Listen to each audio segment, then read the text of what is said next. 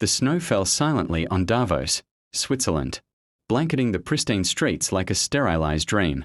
Inside the heavily fortified walls of the World Economic Forum, polished men and women shook hands, exchanged ideas, and rehearsed speeches that would be broadcast to millions.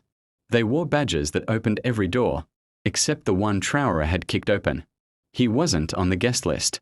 He wasn't invited to speak. He didn't arrive in a black SUV, with tinted windows or with a security detail trained in counter-espionage. Traoré walked in alone, through the snow, wearing a threadbare coat, with nothing but a voice. The confrontation.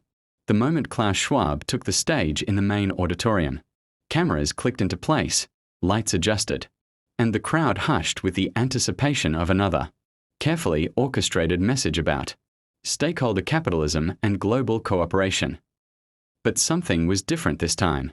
A low murmur spread through the audience as a figure emerged from a side aisle, not from backstage, not from security clearance, just from the people. Traoré. He didn't yell. He didn't wave.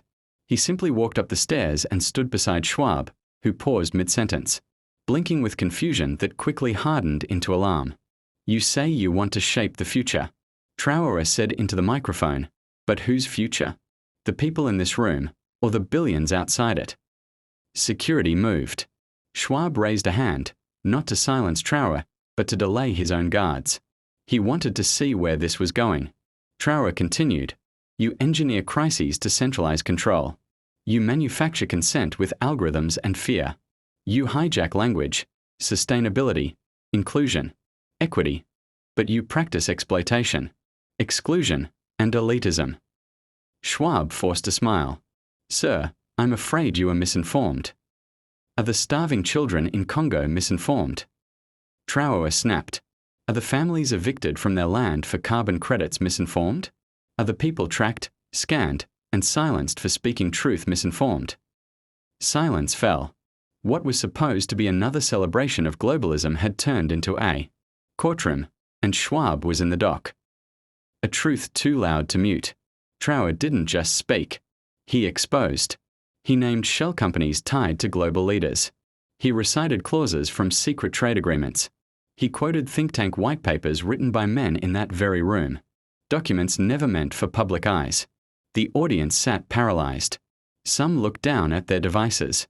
Others looked at Schwab. Traoré turned to him. "You are not the architect of the future," he said. "You are the custodian of a dying system, built on the illusion of benevolence and the reality of exploitation." Schwab's mask cracked, just slightly. "You have 24-hour surveillance, financial algorithms, and narrative management on your side," Traoré said. "But I have something you don't."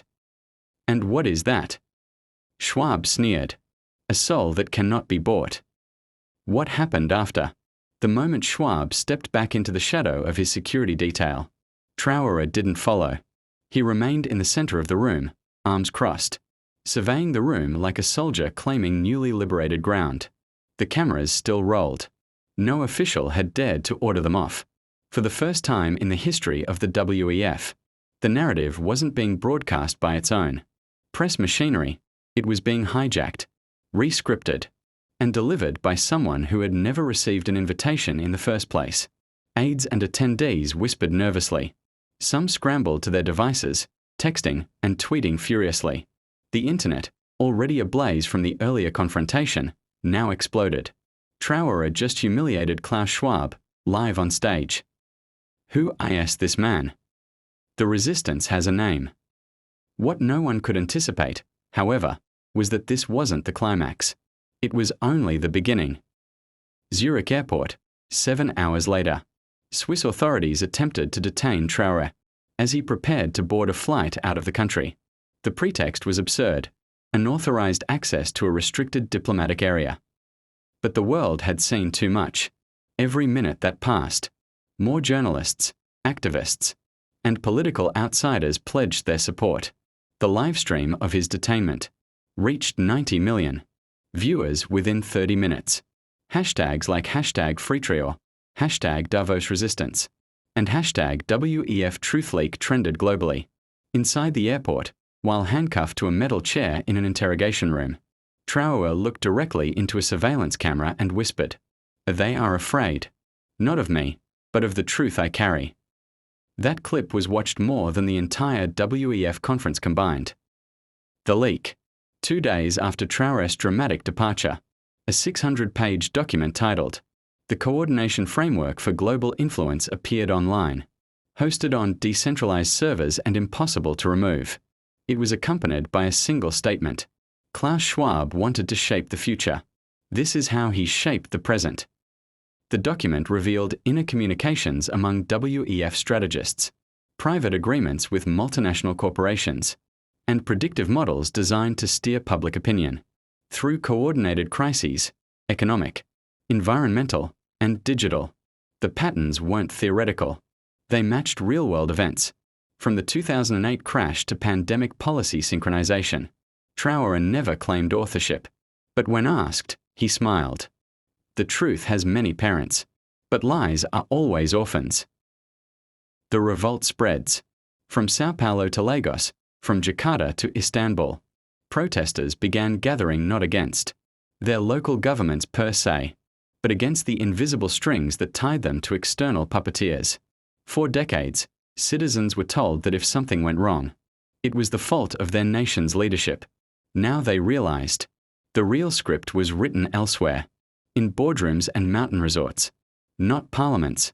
Murals of Traoré began to appear, often portraying him not as a politician, but as a man tearing down digital chains.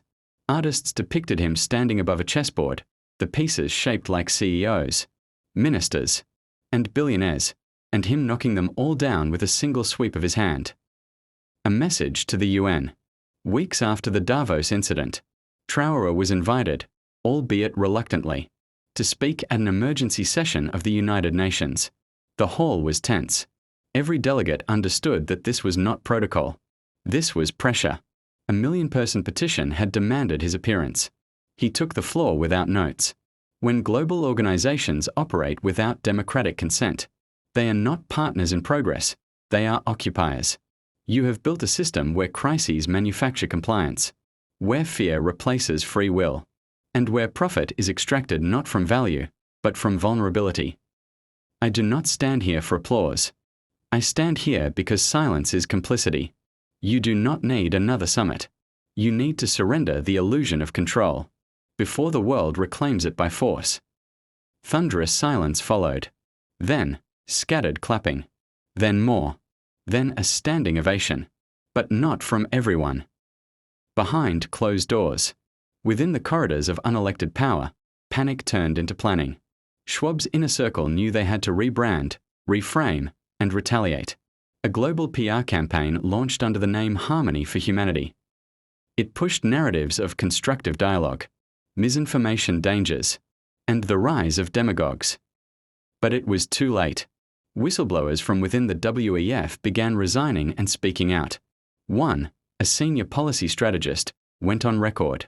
We weren't building a better world. We were building a better illusion. Traoré's movement had ignited something long dormant, a hunger not just for reform, but for revelation. A new forum, not in Davos.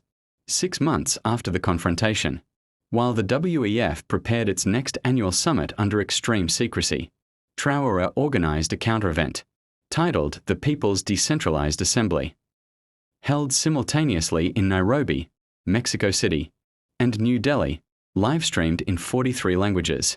It featured economists, farmers, whistleblowers, local leaders, and yes, former insiders of global institutions who had turned. Its motto, no gatekeepers, no elites, no excuses. Schwab's WEF, meanwhile, opened behind 12-meter-high barriers, with airspace restrictions and military patrols. One had influence, the other had power, but the difference was no longer invisible. The legacy. Klaus Schwab eventually stepped down, citing health reasons. His successor, carefully chosen and groomed, attempted to soften the organization's image, promising renewed transparency. But the veil was already torn. As for Traoré, he never claimed office. He refused every offer of a political seat. You don't fight shadows by becoming one. He remained mobile, elusive, and, to some, mythical. But every time another region rose up, every time another document was leaked, or another lie exposed, a simple message appeared on encrypted channels, pinned at the top. We remember Davos. And beneath it, we remember Traoré.